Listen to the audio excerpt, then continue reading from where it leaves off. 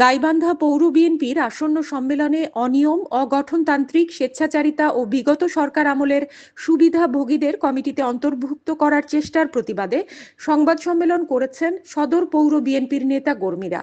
আজ দুপুরে গাইবান্ধা শহরের জেলা মুক্তিযোদ্ধা কমপ্লেক্স হলরুমে বাংলাদেশ জাতীয়তাবাদী দল গাইবান্ধা পৌর শাখার আহ্বায়ক কমিটির সদস্য সচিব লোটাস খান এ অভিযোগ নিয়ে সংবাদ সম্মেলন করেন। সংবাদ সম্মেলনে তিনি লিখিত বক্তব্যে বলেন, পৌর বিএনপির আহ্বায়ক কমিটির আহ্বায়ক শহীদুজ্জামান শহীদ আসন্ন সম্মেলনে মনগড়াভাবে নিজের মনমতো কমিটি সাজাতে দলের ত্যাগী নেতাদের বাদ দিয়ে আওয়ামী লীগের সুবিধাভোগী সহ নিজের মনগড়া লোকদের সদস্য বানিয়েছেন।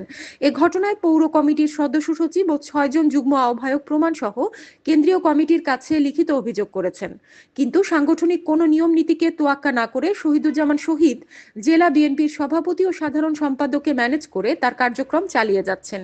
অনুপ্রবেশকারীদের বাদ দিয়ে দলের প্রকৃত নেতাকর্মীদের নিয়ে সাংগঠনিক নিয়ম নীতি মেনে কমিটি তৈরি ও সম্মেলনের জন্য কেন্দ্রীয় বিএনপির হস্তক্ষেপ কামনা করেন তারা।